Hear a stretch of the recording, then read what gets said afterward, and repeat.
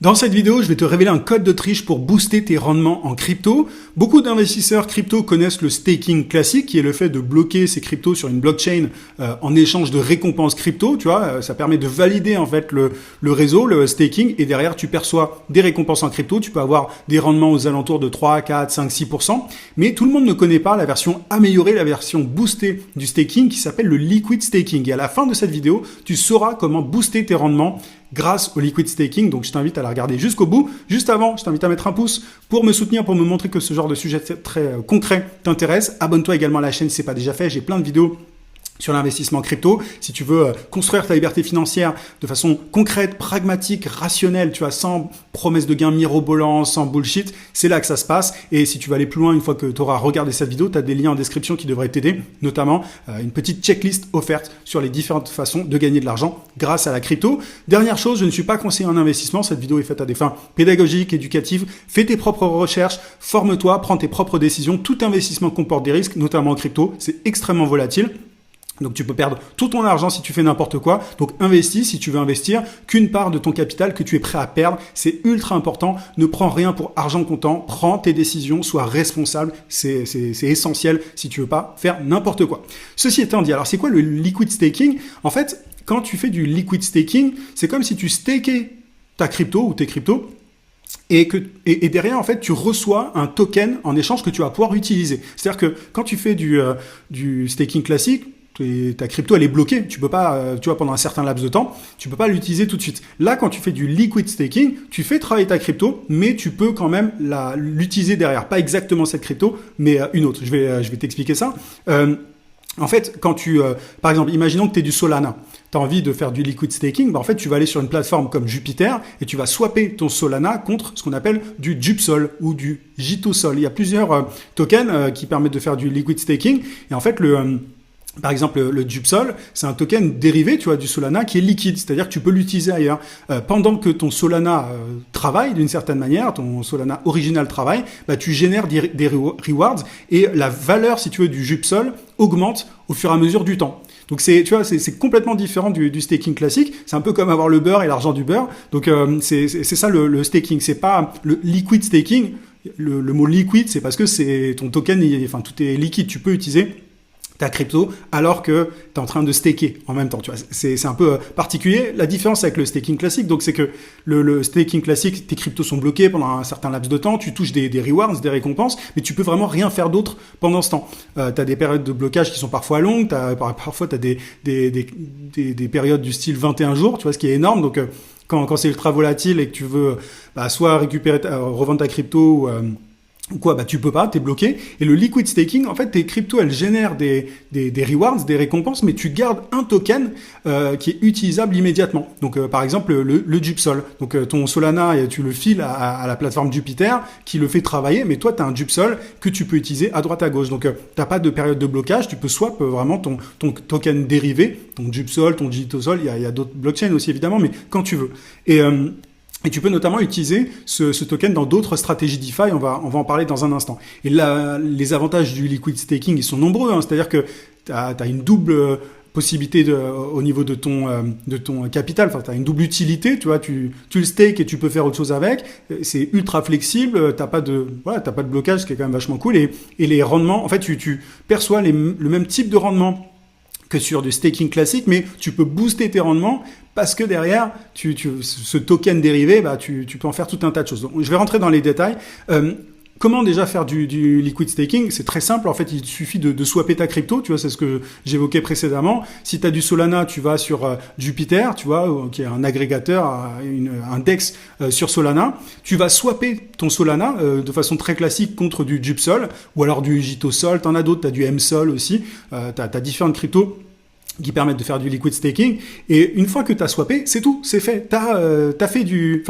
Tu fais du liquid staking. T'as pas besoin de bloquer quoi que ce soit, c'est juste un swap classique. C'est assez étonnant au début quand on l'a jamais fait, mais tu as juste à swapper. Et le simple fait d'avoir du Jupsol, je prends l'exemple du Jupsol parce que c'est le plus simple, le simple fait d'avoir du Jupsol, en fait, quand tu le gardes, c'est comme si ton Solana était en train de travailler, te permettait d'avoir des rendements. Alors comment, on peut se demander comment ce token prend de la valeur. Quand tu swaps ton sol en dupsol, tu confies, c'est ce que j'évoquais précédemment, mais je vais rentrer un peu plus dans les détails, tu confies ton sol au protocole Jupiter, et Jupiter te donne du dupsol en échange. C'est comme un reçu, si tu veux, de ta position. C'est un peu comme comme s'il te disait, ok, voilà, t'as stacké ton sol, voici ton dupsol, c'est un peu un... Tu vois, oui, c'est un reçu, je pense que c'est la meilleure image. Et derrière, Jupiter prend ton sol et le stake auprès de différents validateurs. Et ces validateurs sécurisent ensuite le réseau Solana et génèrent des rewards. Et ces rewards, en fait, ils sont ajoutés au pool de sol qui back tous les dupsols. Et le nombre de dupsols, du coup, reste le même, mais le pool de sol grossit. Le pool de sol derrière le dupsol grossit. Résultat, chaque dupsol vaut de plus en plus de Solana au fil du temps. Donc par exemple, un dupsol est égal à un sol au départ, tu vois, quand tu et quand tu swaps, et ensuite 1,0 je ne sais combien sol après 3 mois, puis 1,08 sol après plusieurs mois, après un certain laps de temps. Bref, en fait, vraiment ça gagne en valeur tout simplement au fil du temps. T'as rien à claim, à récupérer. C'est automatique en fait, la valeur est intrinsèque en fait au dupsol. Et quand tu veux sortir, t'as juste à swapper, à échanger ton dupsol contre du Solana ou contre autre chose si tu veux. Donc tu récupères à la fois de cette manière ton capital de départ et tes gains. Et tes pertes aussi si le Solana a baissé, etc. en valeur. Enfin, tu vois. Mais en tout cas, c'est extrêmement simple à faire. Alors, il y a des risques quand même à connaître par rapport au liquid staking. Tu as le risque des smart contracts, comme d'hab. Le protocole peut avoir une faille. L'idée, pour essayer d'éviter ça au maximum, c'est d'utiliser des protocoles qui sont établis, qui sont audités. Je t'ai parlé de Jupiter, mais t'en as d'autres. T'as Marinade, t'en as d'autres. Mais voilà, c'est un risque qui existe. Faut toujours avoir ça en tête de toute façon en crypto.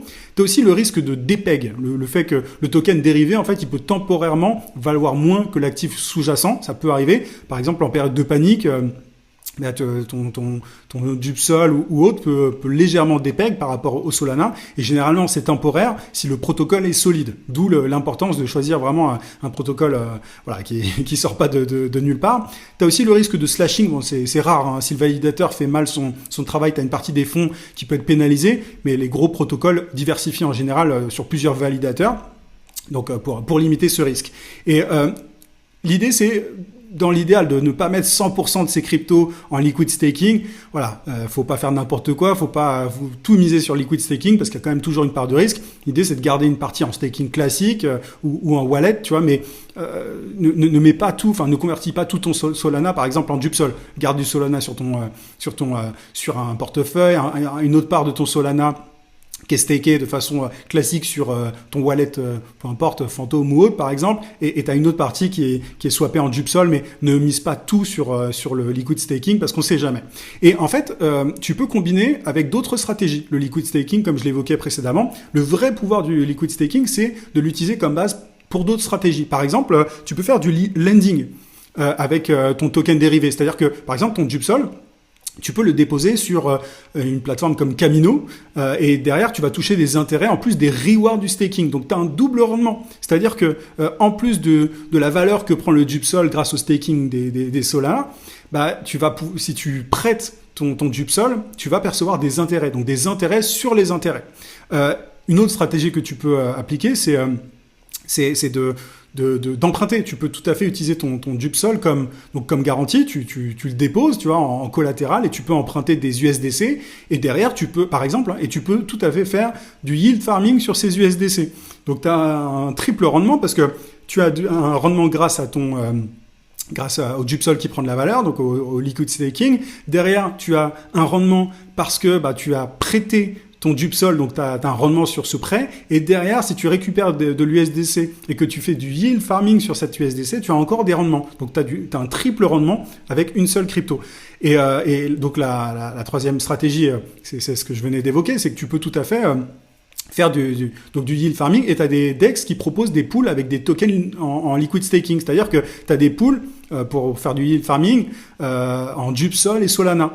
Et du coup, ce qui est intéressant, c'est qu'il y a très peu d'impermanent loss parce que le dupsol et le Solana sont corrélés, tu vois, en théorie évidemment. Donc tu peux tout à fait faire ça. Donc, si tu veux pas faire de trucs complexes, par exemple, enfin faire ce que je t'ai dit juste avant, par exemple, en mode prêter ton Dupsol pour ensuite emprunter de l'USDC, faire du yield farming avec. Si tu veux directement faire du yield farming avec ton Dupsol, tu peux dans des pools comme celui que je t'ai expliqué, Dupsol Solana. Ça existe sur des plateformes comme Orca, par exemple.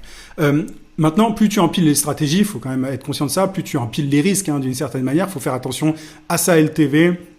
Quand tu empruntes, faut pas aller trop loin par rapport à ça quand tu débutes. Bref, c'est les conseils assez classiques qu'on peut donner en DeFi, mais c'est important d'avoir ça en tête. Faut faire gaffe. Faut faire gaffe. En théorie, tu peux faire plein de choses, mais dans les faits, faut pas non plus faire 40 trucs sur une crypto parce que tu t'exposes à beaucoup plus de risques. Donc voilà un petit peu pour le liquid staking. C'est en gros du staking en version optimisée. Tu gardes tes rewards, tu as de la liquidité et c'est simple à mettre en place. Vraiment, un swap suffit. Donc c'est aussi pour ça que je t'invite à faire attention à ne pas swapper tous tes Solana. Si je reprends l'exemple de Solana, tu peux faire ça sur évidemment d'autres cryptos, mais fais gaffe à pas tout mettre sur le liquid staking, même si ça peut être assez tentant. Mais en tout cas, tu peux combiner, tu vois, cette stratégie avec d'autres stratégies plus avancées. Mais commence simple, déjà, et si tu veux essayer, swap juste une petite partie de tes Solana si tu en as en Dupsol ou en autre crypto, fais tes recherches et observe un peu comment ça se passe, tu vas voir, c'est assez dingue. J'espère que cette vidéo t'a été utile, mets un petit pouce si c'est le cas, et dis-moi en commentaire si tu avais déjà essayé le liquid staking par le passé. Je te rappelle que tu as des liens en description aussi pour aller plus loin, pour construire ta liberté financière grâce à la crypto. Je te dis à très vite dans une prochaine vidéo.